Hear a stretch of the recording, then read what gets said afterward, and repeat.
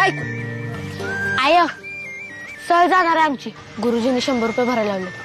अजिंठा वेरूळला चालल्या. मला बी जायचं आहे. संख्यापासून काय तू भी मलाच दाडाला देतोस त्यांच्या. विचारते नंतर.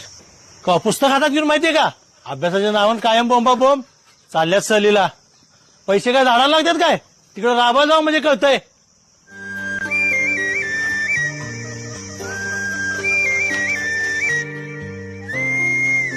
वंदे काय हो ठीक आहे.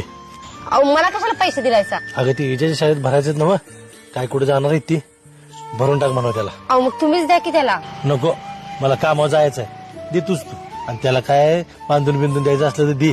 काय चिरमुर बिरमुर आणायचं असलं तर सांग मी घेऊन येतो. हा काय बाय माणूस आहे. लेकरावर ढीगभर प्रेम करतोय पण दाखवत नाही अजिबात. म्हणूनच का नाही बहुतेक पोराशनी बाप कधी कळतच नाही. इजा काय काय शाळेत जाताना पैसे घेऊन जा. भरायचे आहेत ना मग. आय तू द्यायला लागलास पैसे. मला माहित होतं तुझं लय प्रेम आहे माझ्यावर. हेच गोड पेंड खाते. माझं प्रेम आहेच तुझ्यावर पण पैसे मी काय कमवायला जाते होय रे. तुझा बाप देऊन गेलाय जाताना पैसे इजेच्या शाळेत भर म्हणून. हे असंच असते.